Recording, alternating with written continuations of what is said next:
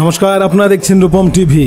সুকান্ত মজুমদার কাল যা বলেছিলেন যে উত্তর পূর্ব রাজ্যের সঙ্গে উত্তরবঙ্গকে যোগ করা হোক, তাহলে কি হবে, উত্তরবঙ্গ অনেক কেন্দ্র সরকারের থেকে সহায়তা পাবে। কেন্দ্রীয় সরকার যে সমস্ত প্রকল্প রাজ্যে দেয় সেখানে কিন্তু রাজ্য সরকারকে 50% দিতে হয়। মানে কেন্দ্র সরকার যদি 50 টাকা দেয়, রাজ্য সরকারকেও কিন্তু 50 টাকা দিতে হয়। কিন্তু যখন উত্তরবঙ্গ উত্তর পূর্ব রাজ্যের সঙ্গে সংযুক্ত করবে, মানে সিকিমের মতো মর্যাদা পাবে, তখন কিন্তু 90%ই কেন্দ্রীয় সরকার দেবে। তার মানে বুঝতে পারছেন কতটা উন্নয়ন হবে। এবার কিন্তু উত্তরবঙ্গকে উত্তর পূর্ব রাজ্যের সঙ্গে সংযুক্ত করার কথা বলেছিলেন সুকান্ত মজুমদার। রাজ্য থেকে একদম আলাদা তা কিন্তু বলেনি, শুধুমাত্র উন্নয়নের স্বার্থে উত্তর পূর্বের যে রাজ্য তার সঙ্গে সংযুক্তিকরণের কথা বলেছিলেন।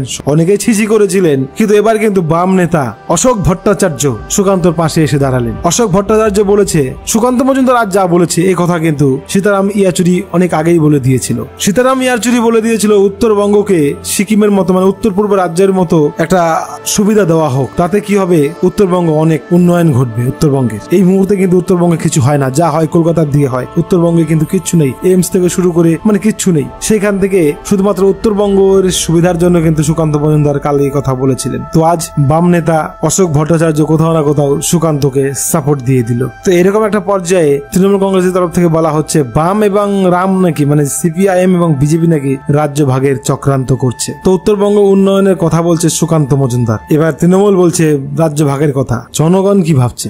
অবশ্যই কমেন্ট করবেন। জয় হিন্দ।